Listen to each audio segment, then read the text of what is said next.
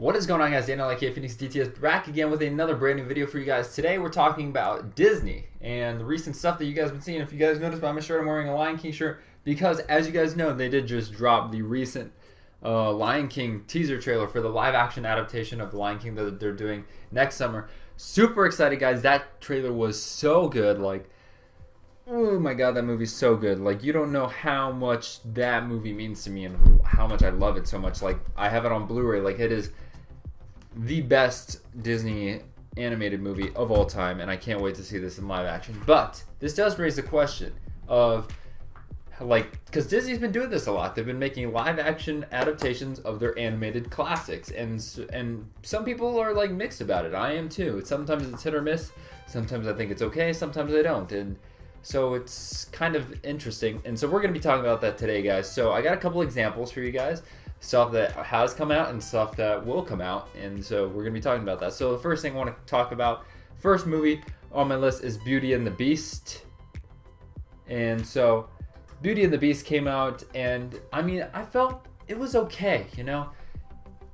Beauty and the Beast, like, it copied a lot of stuff from the original, but they try to inject new stuff into it, and I felt all the new stuff they injected didn't work.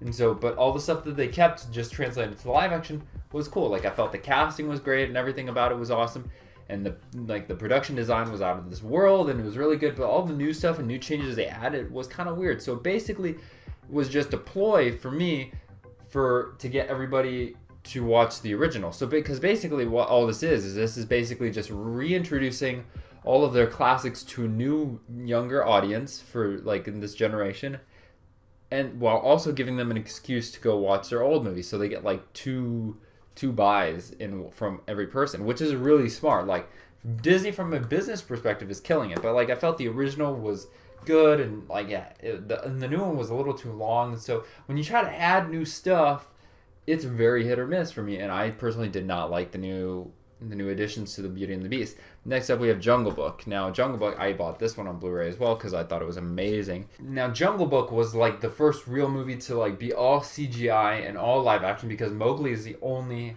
live action part in that movie, and it really just showed us the power of CGI. Like, yes, everything's CGI, but it looks so good, so realistic.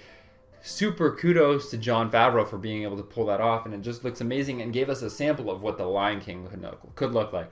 And we guys, all of us saw the Lion King trailer, guys. Like, that movie looks so good. The trailer literally gave me chills, and I felt like it was doing that for everybody across the world. This movie's going to be absolutely amazing, at least if, like, from what the trailer shows us is like an example of what is to come. Now, Jungle Book was interesting because Jungle Book, I mean, it took elements of the original, but it changed it a lot. So, like, I feel like if you have a good storyteller like Jon Favreau who can, like, weave it their way and make a new story with the existing elements, incorporating stuff that works and taking out the stuff that didn't, then you can do a really good thing. And Jungle Book, like, on its own wasn't like the end-all movies, you know? Like, it wasn't the greatest Disney animation. It was like a good one, but I feel like the new live-action one is actually better. So that's my take on that. But then they have this whole different approaches where you take something that isn't really a huge one and you put in your own stylistic elements, and that's Christopher Robin, which I thought was absolutely touching and warming and awesome.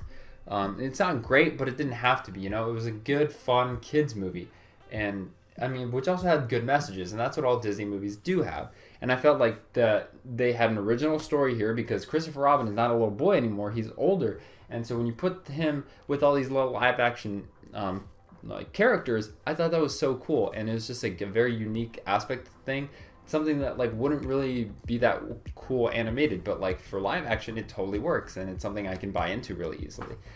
Now we have also gotten some new things, like we've gotten the Dumbo, which looks okay. I mean, I'm not really attached to Dumbo like the original, and from what I can see, like, it looks pretty similar. So they might be going the Jungle Book route where they're following the path similarly, but they're taking away things that don't work and adding new stuff in, because more or less Beauty and the Beast was the same movie plus more, right? It was the same thing plus more. Jungle Book was like minus the bad, insert good, but keeping the main thing.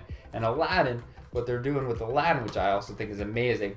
I don't like that they're remaking Aladdin because I feel like it should be touched, and because you had Robin Williams as a genie, and there's no way you're going to come close to matching that. I mean, Will Smith is great, don't get me wrong, but he's gonna have to be something so different for me to like it, because I feel like if it's any resemblance to Robin Williams, I just won't be that attached to it and won't like it as much, because Aladdin is perfect the way it is.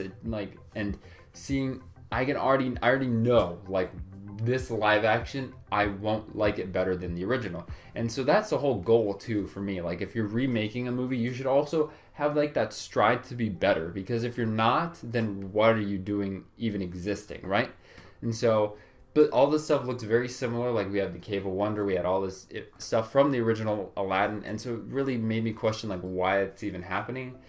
But the Lion King, I mean, you guys saw the trailer. Lion King is possibly like one of the greatest, and Disney knows it. And so the fact that they're showing a lot of similar shots, but it is Jon Favreau, so they're probably taking out the bad and putting in new, and like stuff that doesn't work for live action, they're taking out. And you know, it's just a huge amalgamation of all the stuff that they feel works and doesn't work.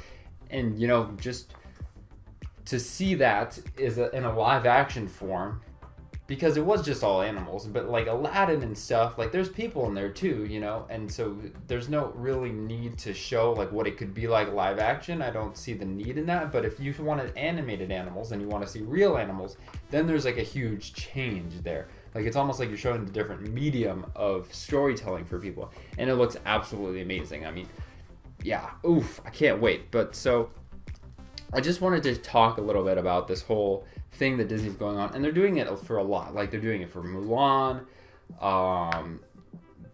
bunch of different movies. I can't, Mulan's the only one that's coming to my mind right now, but I'm sure they have a bunch in the can ready to be put out.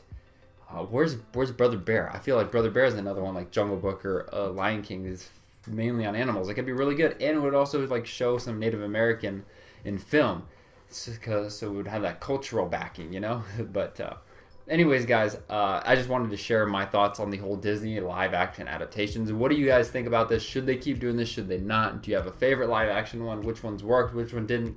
Let me know in the comment section below, please. And if you did enjoy the video and learn something new, please don't forget to drop a like on the video and subscribe for new videos every single week.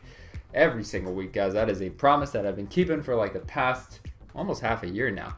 But anyways, this has been me, Daniel, aka Phoenix DTS, and I want you to find yourself, be yourself, and love yourself.